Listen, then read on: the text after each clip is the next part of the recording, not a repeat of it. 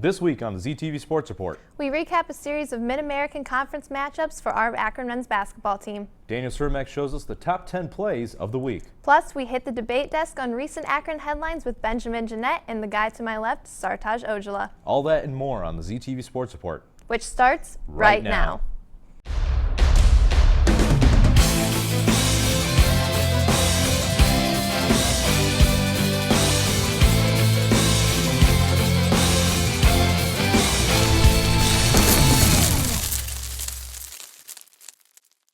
The weather may change, but it's a brand new semester where you can always expect strong sports coverage from the ZTV Sports Report. I'm Sartaj Ojala. And I'm Casey Hodgkiss, and we are going to get the ball rolling immediately from our highlights from our men's basketball team. The Zips are currently in Mid-American Conference play with some key stretches they look to face. Bowling Green, Central Michigan, and Ball State were the latest to challenge the Zips home court. Let's see what transpired at James A. Rhodes Arena. On Wednesday, January 14th, the Akron Zips hosted Bowling Green State University Falcons in a MAC Conference men's basketball game.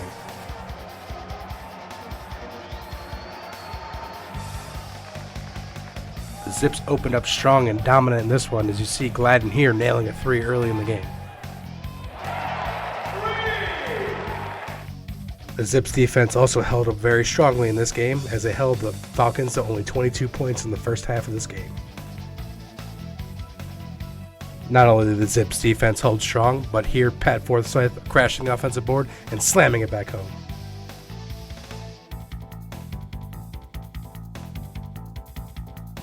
The Zips' success continued into the second half as they found ways to get the ball back, with the team total of 36 rebounds, 10 steals, and 8 blocks.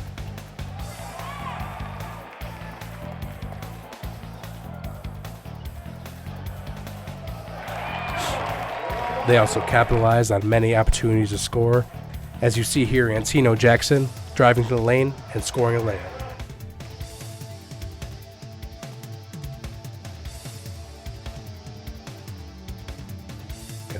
Akron's lead performer in this game was Pat Forsythe. He led the team with 10 points, 6 rebounds, and 2 blocks.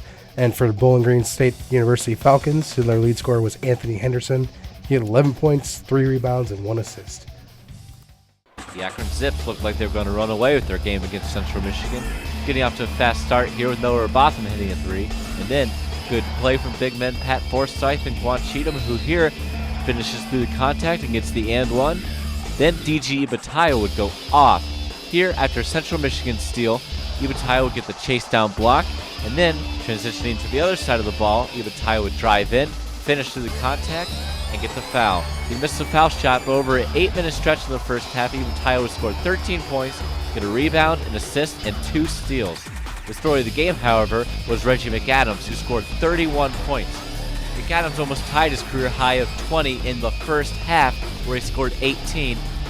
McAdams shot 10 of 13 from the field and 6 of 9 from behind the arc.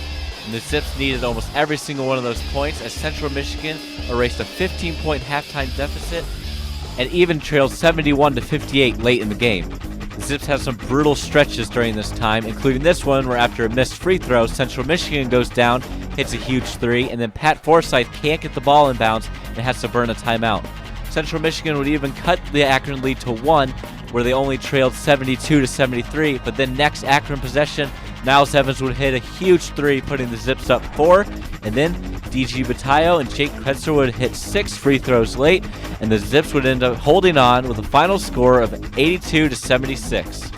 January 27th, the Zips honored former Director of Basketball Operations Dan Peters, who passed away of pancreatic cancer this past fall. Coach Dan Brout presented Dan's wife Nancy and his 2 sons Danny and Michael with a framed number 14 jersey, the number Dan wore in high school. The Zips hosted Ball State. Ball State would come down and score as Bo Calhoun would miss his first attempt but is able to get the putback. Calhoun would finish with 14 points. Noah Robotham swings the ball over to Niles Evans for a 3. Robotham again would swing the ball over to the corner, but this time it's Jake Kretzer for the 3.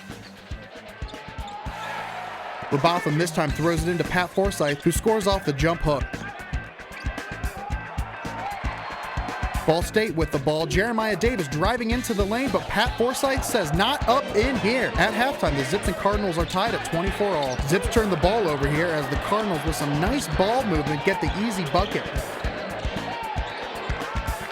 Zips with some fancy passing of their own as BJ Gladden dumps it off to Pat Forsythe for the and one.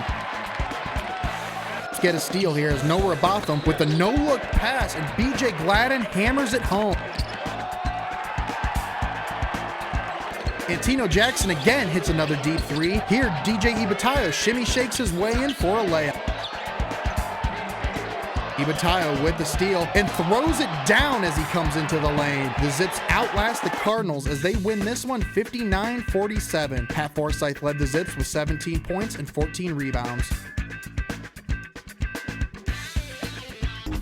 Next up for the Zips, they will travel to Athens, Ohio to face the Ohio Bobcats. We're going to take a short commercial break, but when we come back, women's basketball face two conference rivals. Can they emerge victorious? Sticking with the Lady Zips, head coach Jody Kess takes some time to sit down with us and share some insight on the team's success. Stay where you are. We'll be right back.